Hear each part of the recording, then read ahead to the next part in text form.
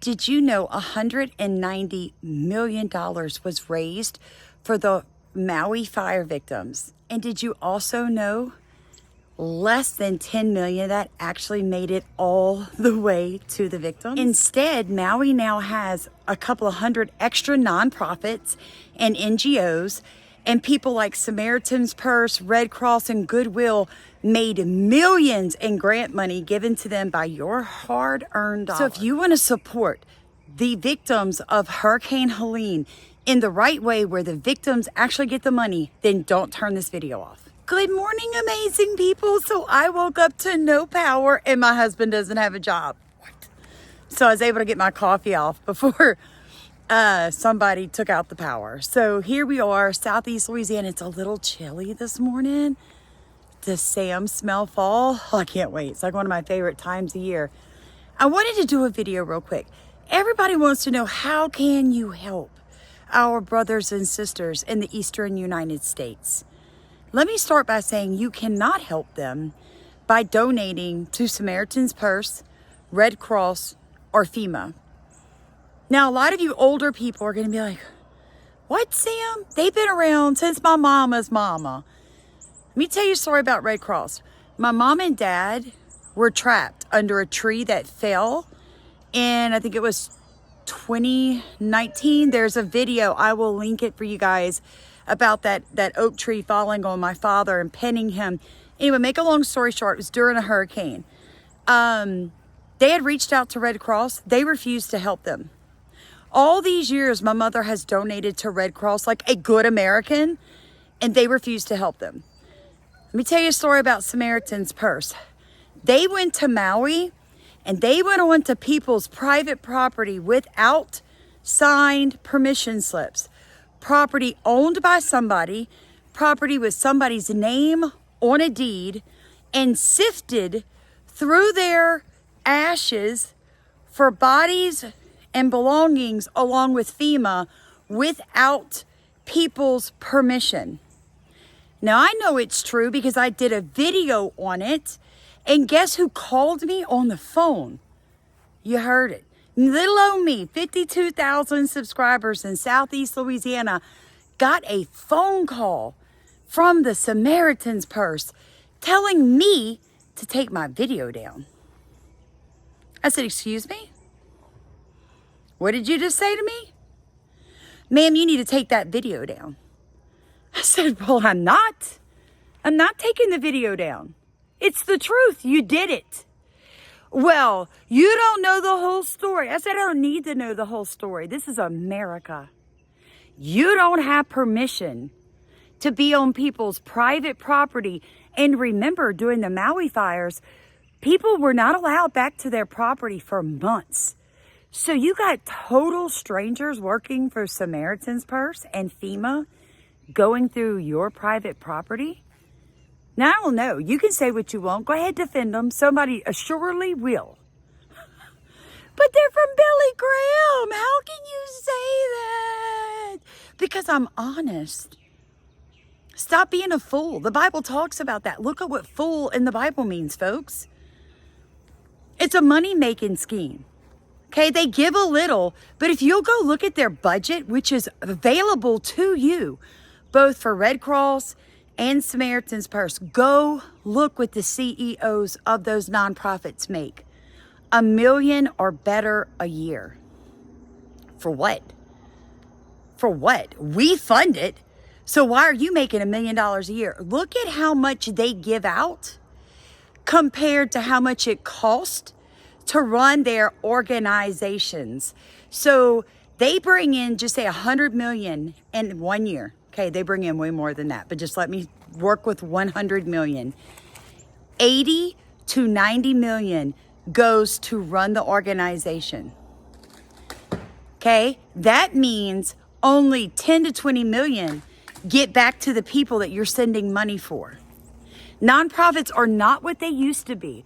A lot of you don't know this, but see, I work with the federal government on grants and funding for small forums. I do all of that with universities. So I'm very well versed in the ways of nonprofits and NGOs.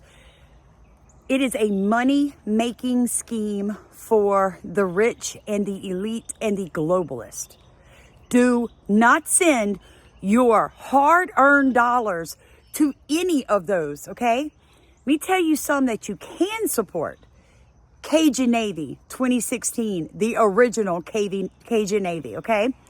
You can support anybody that can prove to you that they live in those areas that were affected by this Hurricane Helene.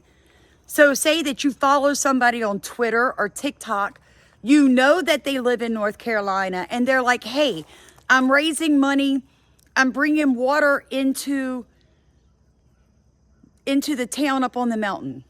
Look, we've got mules here, we're heading up. Send them your 30 or 40 bucks. And now I know what somebody else is gonna say, but what if they take it? What do you think Samaritan Purse is doing? When he's out flying in his private jet, sitting on his paid-for yacht by you, is that right? So what if you send a total stranger $30 and they put gas in their car and they drive up the mountain and pass out 20 bottles of water? That's no different than sending $30 to Samaritan Purse and only 30 cents get back to the victims. Priorities, people. You're either going to continue to support their schemes to make money on you, or you're going to wise up and realize that there's people you can send your money to. And let me make this point. If God told you to send somebody money for something, what they do with that money isn't your business. If you'll give it, God will bless it. Regardless if it's used for the right purposes, God's going to bless you for obedience, because the Bible says obedience is better than sacrifice. So don't send $20 and then micromanage how somebody spends it. Send $20 and wait for your blessing. That's what's wrong with Americans. Like, you think you own that person because you send them a few dollars. Send them a few dollars and then pray for them.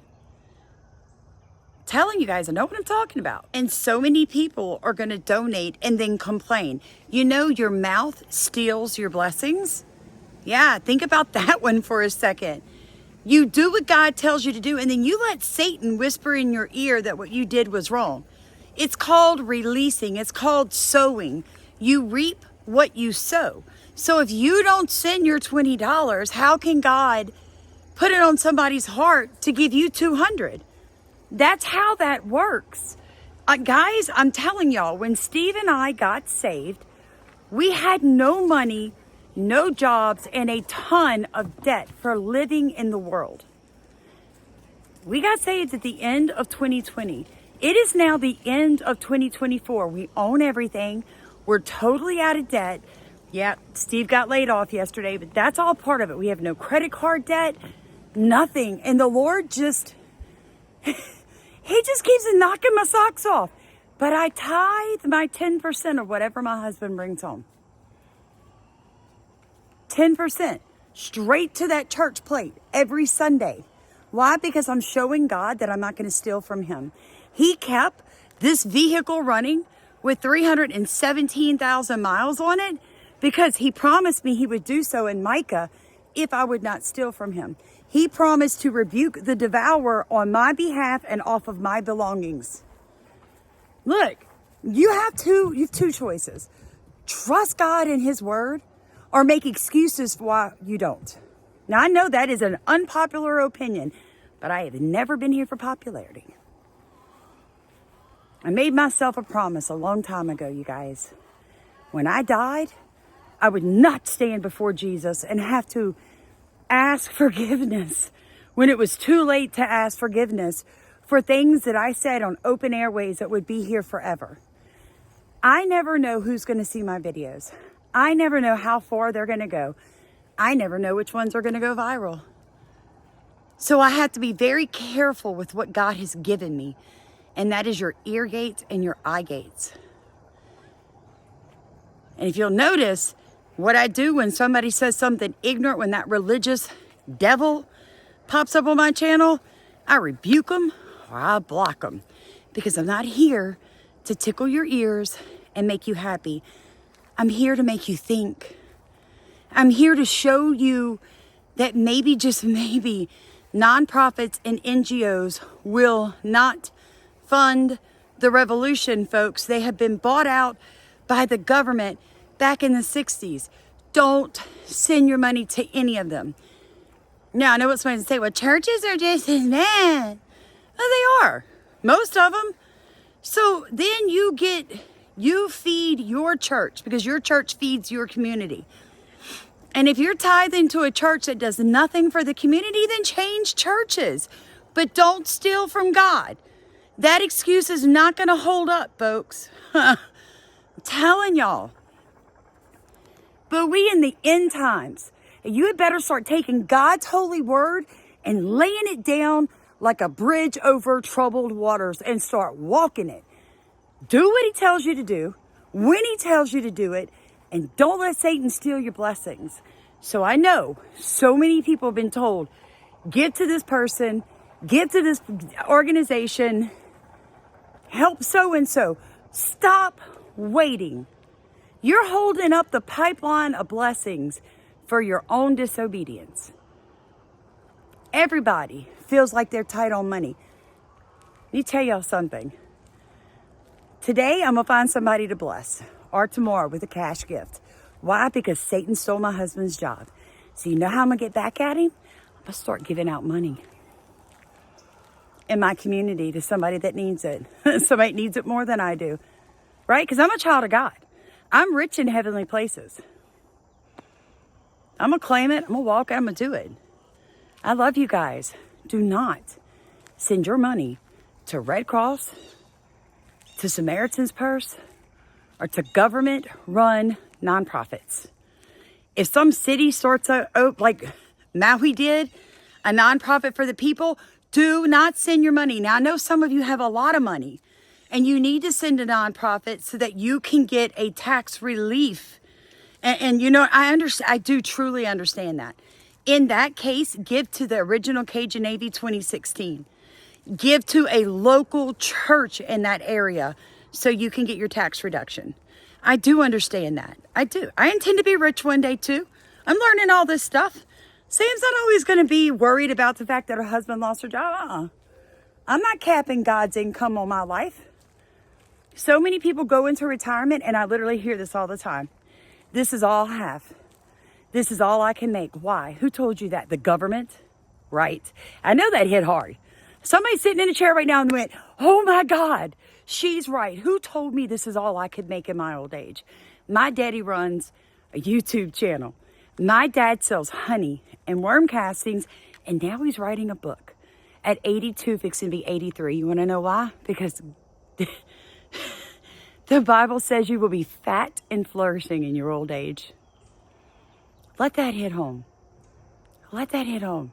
God didn't say retire, sit down, and don't do anything.